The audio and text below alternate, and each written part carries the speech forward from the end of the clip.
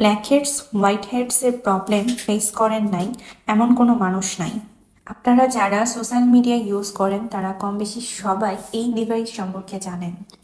এই ডিভাইস আপনার acne reducing করবে, ফাইন লাইন রিডিউসিং করবে, ব্ল্যাক হেড রিমুভিং করবে এবং হর্নিনেসকে ইমপ্রুভিং করবে।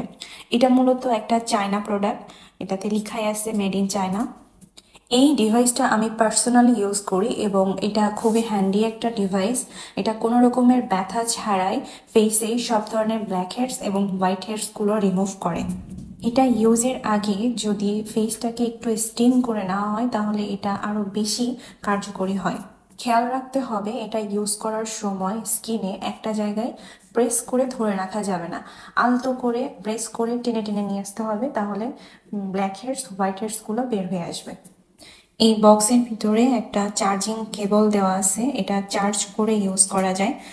এটা হচ্ছে আপনি ল্যাপটপের সাথেও কানেক্ট করে চার্জ করা যাবে, অথবা হচ্ছে ফোনের চার্জারের যে অ্যাডাপ্টার থাকে ওই অ্যাডাপ্টার ইউজ করেও আমরা হচ্ছে এটা চার্জ করতে পারি। আর এটা হচ্ছে আমাদের সেই মেইন ডিভাইসটা।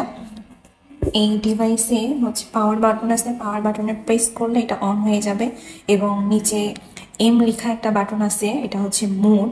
যাদের অয়েলি স্কিন তারা অয়েলি মুডে চালাতে পারবেন, যাদের নর্মাল অথবা ড্রাই তারা ওই মুডগুলা ওপেন করে চালাতে পারবেন।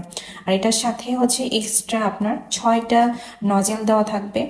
নজেলগুলো আপনার স্কিনে এক এক জায়গায় এক এক ধরনের নজেল প্রয়োজন হয়, ওই নজেলগুলো আপনারা ইউজ করতে পারবেন এখান থেকে।